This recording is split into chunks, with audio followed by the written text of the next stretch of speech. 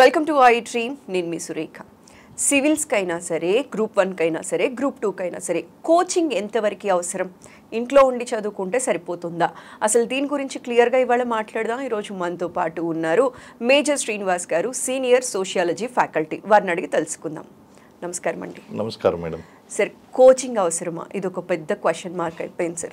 Already చదువుకున్నావు కదా, exams కోసం మళ్ళీ సపరేట్గా పెట్టాలా అని ఆలోచించే వాళ్ళు కొందరు ఉంటారు. కొన్ని ఫినాన్షియల్ బర్డన్స్ కూడా కొందరికి ఉండటం వల్ల ఆలోచించే వాళ్ళు ఉంటారు సార్. బట్ మీరేం చెప్తారు సార్ ఒక సీనియర్ సోషియాలజీ ఫ్యాకల్టీగా? సివిల్స్ కానీ, గ్రూప్ 1 కానీ, గ్రూప్ 2 కానీ క్రాక్ చేయాలి అంటే కోచింగ్ ఎంతవరకు అవసరం సార్? డెఫినెట్గా అండి.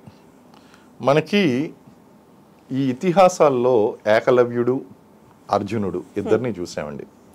అర్జునుడి యొక్క విద్య గురువు ద్వారా నేర్చుకున్నటువంటి విద్య, ఏకలవ్యుడు గురువు యొక్క ప్రతిమను సృష్టించుకుని నేర్చుకున్నటువంటి విద్య అండి. అదేవిధంగా గురువు లేనటువంటి విద్య గుడ్డిది అని అంటారండి, సింపుల్గా చెప్పాలంటే.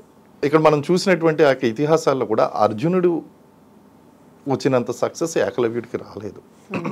అలాగే ఇక్కడ అంటే నేను ఫస్ట్ స్టార్టింగ్ లోనే మీ కాన్సెప్ట్ ఐ థింక్ నేను చెప్పేయడం క్లియర్ చేసేసాను. విద్య గుడ్డిది అన్న ఒక స్టేట్మెంట్ తో చెప్పేశారు సార్. క్లియర్ అండి. అయితే మనకి 2 కేస్ స్టడీస్ ఉన్నాయి ఇక్కడ. కోచింగ్ తీసుకుంటున్నటువంటి అభ్యర్థులు ఒక కేస్ స్టడీ, కోచింగ్ లేకుండా ఐఏఎస్ గ్రూప్స్ క్లియర్ చేసినటువంటి 1-2 ఎగ్జాంపుల్స్ ఒక కేస్ స్టడీ సార్. అయితే ఇటీవల కాలంలో కూడా ఎటువంటి కోచింగ్ తీసుకోకుండా ఐఏఎస్ క్లియర్ చేయడం అనేది జరిగింది.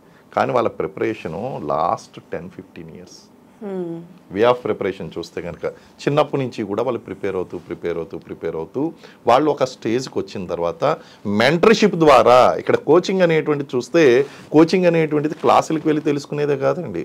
ఇప్పుడు సపోజ్ ఎవరైనా నా దగ్గరికి వచ్చి 1 గంట కూర్చుని సలహాలు సూచనలు తీసుకున్నారంటే అది మెంటర్షిప్పే కదా. ఆ అది కూడా కోచింగ్ లాంటిదే. కోచింగ్ అంటే ఫీజు కడితేనే కోచింగ్ కాదు, గైడెన్స్. సో ఖచ్చితంగా ఎవరికైనా సరే గైడెన్స్ అండ్ కోచింగ్, మెంటర్షిప్, మీరు గైడెన్స్ అనండి, మెంటర్షిప్ అనండి, కోచింగ్ అనండి, మెథడ్స్ డిఫరెంట్, కానీ 100% అది కోచింగ్ వేలోనే ఒక ప్రాపర్ సూపర్విజన్ గైడెన్స్తోనే నడిచేటువంటి అంశం అండి. అయితే ఎందుకు కావాలి కోచింగ్ అనేది? ఒకటైతే నేను చాలా క్లియర్గా స్పష్టం చేసేస్తున్నాను అండి, కోచింగ్ లేకుండా సక్సెస్ పొందడం అనేటువంటిది అంత సులువు కాదు. దాని వెనకాల దశాబ్ద కాలం లేదా 2 దశాబ్దాల ప్రిపరేషన్, చిన్నప్పటి నుంచి కూడా చిన్నప్పటి నుంచి ఏ విధంగా అయితే ఐఐటీలకి వాటికి ఫౌండేషన్స్ నడిపిస్తున్నారో ఆ విధంగా ఇంట్లో ఎవరైనా సరే ఒక గైడెన్స్ ఇచ్చేటువంటి వాళ్ళు, బంధువులు ఎవరైనా గైడెన్స్ ఇచ్చేటువంటి వాళ్ళు ఉంటే వాళ్ళు అది చదువుకుంటూ సొంతంగా ప్రిపేర్ అయ్యేటువంటి అవకాశం ఉంది. ఓకే. ఇప్పుడు ఆన్లైన్ కోచింగ్ కూడా ఉంది. ఇప్పుడు నాకు ఎటువంటి కోచింగ్ లేకుండా నేను సాధించానంటే వాళ్ళు ఆన్లైన్ కోచింగ్ తీసుకున్నారు. అది కోచింగ్ కాదా? అది కోచింగే అండి. వాళ్ళ ఉద్దేశం ఏంటంటే నేను ఫిజికల్గా ఒక చోటకి వెళ్ళి హాస్టల్లో ఉండి ఫీజు కట్టి చదువుకోలేదు, ఇంటి దగ్గర ఉండి చదువుకున్నా. Online coaching is also a coaching. So ఖచ్చితంగా మనకి కోచింగ్ వలన ఏంటి అడ్వాంటేజెస్ అనేటువంటి చూస్తాయండి. నేను నా తప్పుల ద్వారా తెలుసుకున్నాను అనుకోండి, ఒక అర్ధ దశాబ్ద కాలమో పడుతుంది. ఒక 5 నుంచి 10 సంవత్సరాలు నా తప్పులు నేను తెలుసుకుని ఒక్కొక్క తప్పుని కరెక్ట్ చేసుకుంటూ ఎప్పుడో సెలెక్ట్ అవుతానండి. అదే గనక కోచింగ్ ఇన్స్టిట్యూట్లో జాయిన్ అయితే ఆల్రెడీ వీళ్ళు అభ్యర్థులు చేస్తున్నటువంటి తప్పులన్నీ కూడా ఈ యొక్క ఫ్యాకల్టీ బృందం అనేటువంటిది అబ్జర్వ్ చేస్తూ ఉంటుంది. మెంటర్స్ అనేటువంటి వాళ్ళు చూస్తూ ఉంటారు. బాబు ఈ తప్పు నువ్వు చెయ్యొద్దు అని ముందుగానే వాళ్ళని అలర్ట్ చేసి ఆ తప్పు వాళ్ళ ద్వారా జరగకుండా వాళ్ళ సమయాన్ని ఆదా చేస్తారు. ఓకే. రెండోది ఏంటి అంటే ఒక అట్మాస్ఫియర్ అనేటువంటిది క్రియేట్ చేయాలి. మీరు ఇప్పుడు ఇంట్లో ఉన్నాం అనుకోండి, కాంపిటేటివ్ అట్మాస్ఫియర్ రాదు. లేకపోతే మీరు వేరే ప్రదేశంలో ఎక్కడో ఒంటరిగా ప్రిపేర్ అయితే కనుక అసలు బయట అవుట్ సైడ్ వరల్డ్తో, కాంపిటేటివ్ వరల్డ్తో మీకు కనెక్షన్ కుదరదండి. అదే కనుక ఒక కోచింగ్ సెంటర్లోకి వస్తే అనుభవజ్ఞులైనటువంటి ఫ్యాకల్టీ బృందం అంతా కూడా అవైలబుల్గా ఉంటుంది. మీలాంటి లైక్ మైండెడ్ పీపుల్ కోచింగ్ తీసుకుంటున్నటువంటి వాళ్ళందరూ కూడా ఒక చోట ఉంటారు. ఆల్రెడీ ఎగ్జామ్స్ రాసి కొన్ని తప్పులు చేసినటువంటి సీనియర్ కాంపిటేటివ్ ఆస్పిరెంట్స్ అనేటువంటి వాళ్ళు మార్కెట్లో ఉంటారు.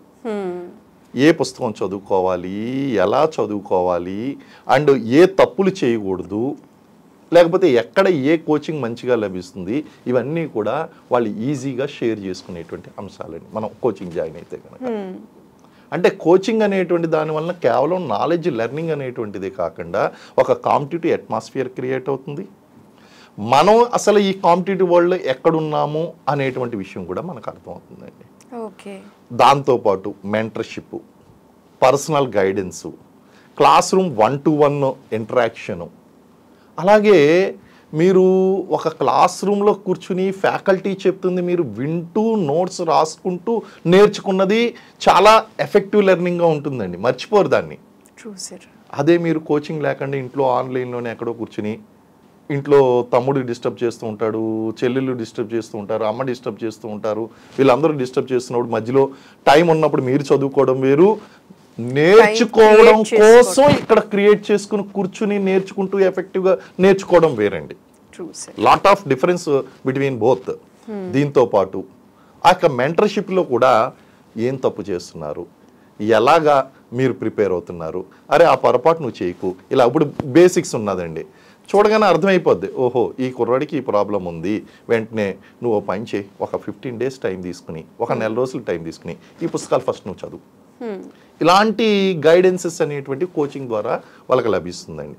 కాబట్టి కోచింగ్ అనేటువంటిది ఈ యొక్క కాంపిటేటివ్ జర్నీలో నెసెసరీ వెపన్, ఒక వెపన్ అండి. కోచింగ్ ద్వారా మాత్రమే సక్సెస్. అంటే మీరు ఒక 5-10 సంవత్సరాల్లో సాధించగలిగింది 1-2 సంవత్సరాల్లో మీరు సాధించగలుగుతారు, 6 నెలల్లో మీరు సాధించగలుగుతారు. అయితే ఇప్పుడు 6 నెలల్లో సాధించడం అనేటువంటిది దాని వెనకాల బ్యాక్గ్రౌండ్ ప్రిపరేషన్ కూడా కావాలి. కాబట్టి మనం 1 year 2 years అనేటివి చాలా రీజనబుల్గా ఏ అభ్యర్థికైనా సరే 1 year to 2 years ప్రిపరేషన్తో సక్సెస్ అనేటువంటిది పొందేస్తారు. కాబట్టి కోచింగ్ ఈజ్ నెసెసరీ. సార్ చాలా క్లియర్గా అర్థమయ్యేలాగా స్ట్రైట్గా చెప్పారు sir. Thanks for your valuable time sir. నమస్కారం. నమస్కారం మేడం.